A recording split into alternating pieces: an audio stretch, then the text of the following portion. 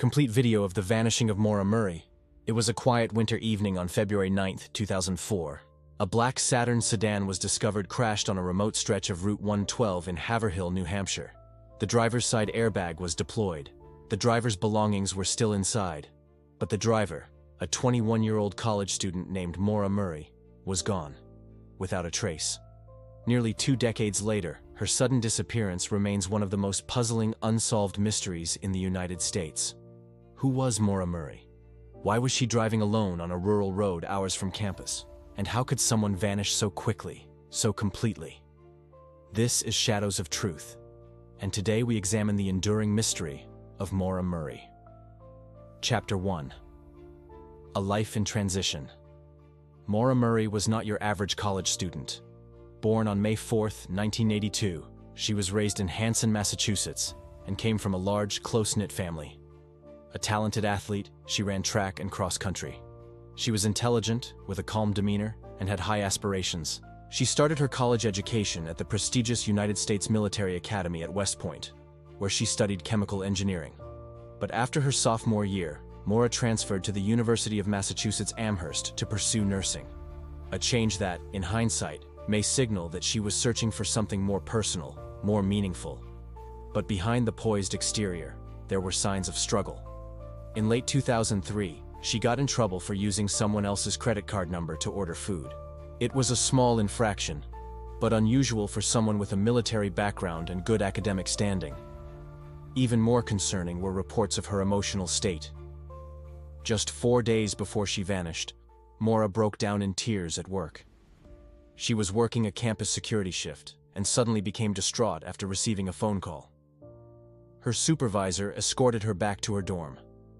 The reason for her breakdown was never publicly explained. Whatever was going on in Maura's life, it was clear that something had changed. Something was weighing heavily on her. Chapter 2. The Final Journey. On Monday, February 9, 2004, Maura emailed her professors claiming she needed to leave campus for a week due to a family emergency. But no emergency existed.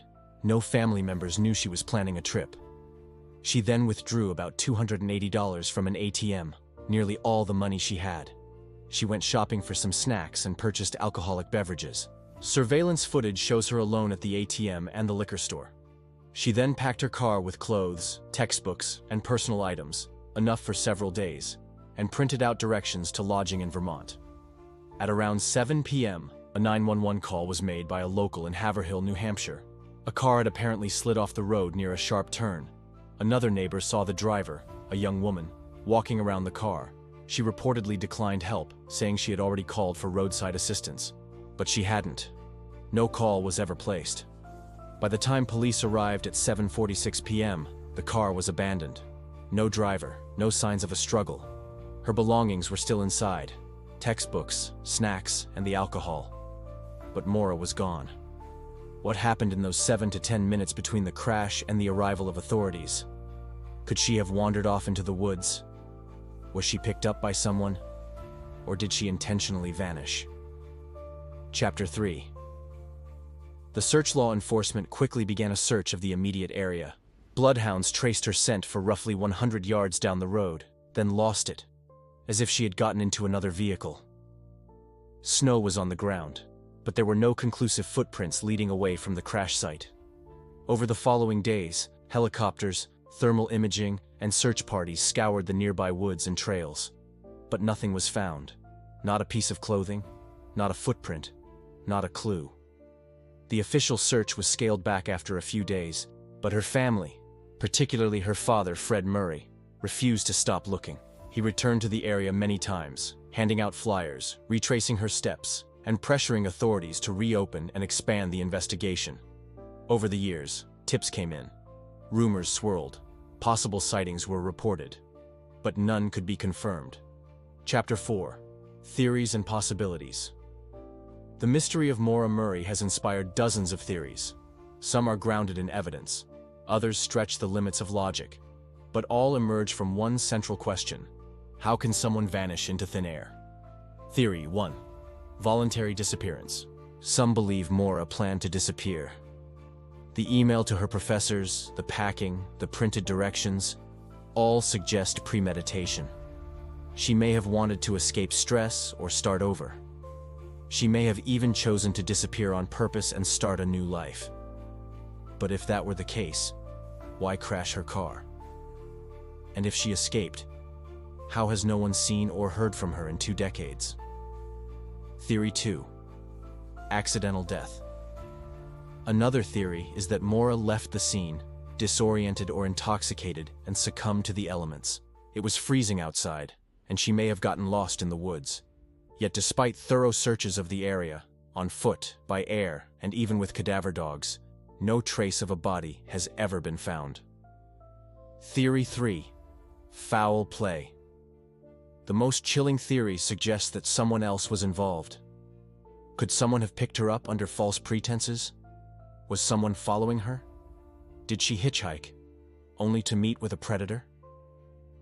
The narrow window of time between the crash and the arrival of police lends some support to this theory. If someone stopped and offered her a ride, it could explain how she vanished without a trace. But again, there's no evidence to confirm any of this. No suspects, no witnesses, no crime scene. Chapter 5. A digital obsession. Maura's disappearance was one of the first cases to gain widespread attention on the internet. Message boards, Reddit threads, and podcasts have dissected every piece of the case for years. Documentaries and YouTube series have explored possible cover-ups, strange coincidences, and even alleged sightings. But with public attention comes misinformation, and in some cases, harassment of witnesses or locals. Her family has asked for respectful discourse, emphasizing that Maura is more than a mystery. She is a daughter, a sister, a human being. Chapter 6. A psychological view. From a psychological perspective, the Maura Murray case reflects how humans respond to ambiguity. When there are gaps in a story, especially involving young women, our minds fill in the blanks.